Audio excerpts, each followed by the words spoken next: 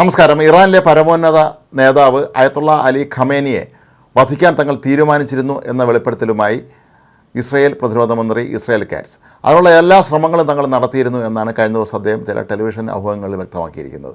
പക്ഷേ ഖമേനി തങ്ങൾക്ക് കയ്യിൽ കിട്ടിയില്ല എന്നുള്ളത് കൊണ്ട് മാത്രമാണ് അയാളെ വധിക്കാത്തത് എന്നാണ് ഇപ്പോൾ കാറ്റ്സ് വെളിപ്പെടുത്തിയിരിക്കുന്നത്. ഞങ്ങളുടെ സൈന്യത്തിൻ്റെ കൺമുന്നിൽ വന്ന് പെട്ടിരുന്നുവെങ്കിൽ ഉറപ്പായും ഖമേനി തങ്ങൾ കൊല്ലുമായിരുന്നു എന്ന് തന്നെയാണ് ഈ അഭിമുഖങ്ങളിലെല്ലാം തന്നെ അദ്ദേഹം തറപ്പിച്ച് പറയുന്നത്. നേരത്തെ പലതവണ ഇസ്രായേൽ ഖമേനിയെ വധിക്കുമെന്ന് ഭീഷണിപ്പെടുത്തിയിരുന്നു എങ്കിലും ഒടുവിൽ യുദ്ധസമയത്ത് എന്താണ് സംഭവിച്ചത് എന്നുള്ളതിനെക്കുറിച്ച് ഇപ്പോഴും അവ്യക്തത നിലനിൽക്കുകയായിരുന്നു. ഖമേനി ഏതോ രഹസ്യത്താവളത്തിൽ ഒളിച്ചിരിക്കുകയാണ് ഇപ്പോൾ. തങ്ങൾ വധിക്കുമെന്ന് ഖമേനിക്ക് നന്നായി അറിയാമായിരുന്നുവെന്നും അതുകൊണ്ട് തന്നെയാണ് അയാൾ ഭയന്ന് ഏതോ ബങ്കറിൽ ഇപ്പോൾ ഒളിച്ചിരിക്കുന്നത് എന്നും ഖമേനി ഒളിച്ചിരിക്കുന്ന സ്ഥലം കണ്ടെത്താൻ തങ്ങൾക്ക് ഇനിയും കഴിഞ്ഞിട്ടില്ല എന്നും കാറ്റ്സ് ഈ അഭിമുഖങ്ങളിൽ സമ്മതിക്കുന്നുണ്ട്. ഇവിടെ നമ്മൾ ശ്രദ്ധിക്കേണ്ടുന്ന ഒരു കാര്യം, അമേരിക്ക പറഞ്ഞത് ഖമേനി എവിടെയാണ് ഒളിച്ചിരിക്കുന്നത് എന്ന് ഞങ്ങൾക്ക് നന്നായിട്ട് അറിയാം എന്നാണ്.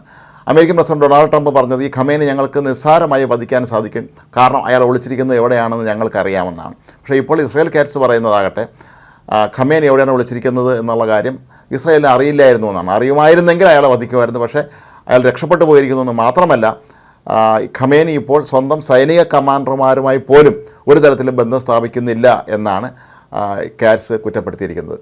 കാറ്റ്സ് പറയുന്നത് വ്യോമ മേഖലയിൽ തങ്ങൾക്ക് തന്നെയാണ് മേധാവിത്വം എന്നാണ്. അതായത് ഇസ്രായേലിന് ഇറാൻ്റെ മേൽ വ്യോമാധിപത്യമുണ്ട് എന്നും ഏത് നിമിഷം വേണമെങ്കിലും തങ്ങളുടെ വ്യോമസേനയെ ഉപയോഗിച്ചുകൊണ്ട് ഇറാൻ്റെ ആണവ കേന്ദ്രങ്ങളും അവരുടെ പ്രധാനപ്പെട്ട സൈനിക സ്ഥാപനങ്ങളും എല്ലാം തന്നെ തകർക്കാൻ തങ്ങൾക്ക് കഴിയുമെന്ന് അദ്ദേഹം വീണ്ടും അവകാശവാദം ഉന്നയിച്ചിട്ടുണ്ട്.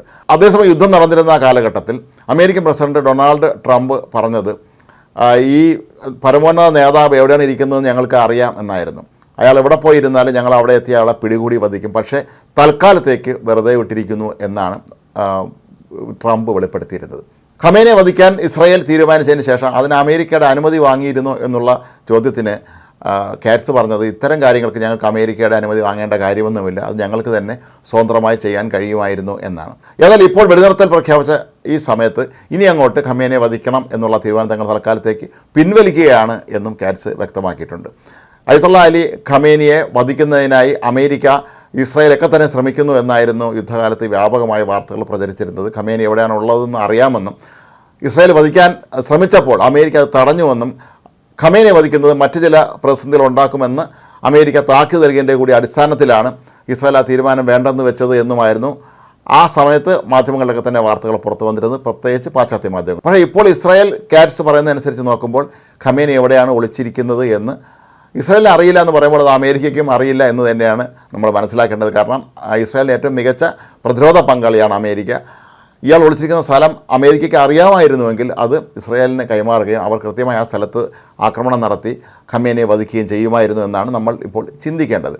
കാരണം ഇറാൻ്റെ പ്രധാനപ്പെട്ട സൈനിക മേധാവികളെയും ആണവ വിദഗ്ധന്മാരെയും എല്ലാം തന്നെ വളരെ പെട്ടെന്ന് വധിച്ച ഇസ്രായേലിന് എന്തുകൊണ്ട് ഖമേനിയെ വധിക്കാൻ കഴിഞ്ഞിട്ടില്ല എന്ന ചോദ്യം പിന്നീട് ഉയർന്നിരുന്നു. ഒരുപക്ഷെ അതിനുള്ള മറുപടി തന്നെയായിരിക്കും ഇപ്പോൾ ഈ ടെലിവിഷൻ അഭിമുഖങ്ങളിലൂടെ ഇസ്രായേൽ കാറ്റ്സ് നൽകിയിരിക്കുന്നത്.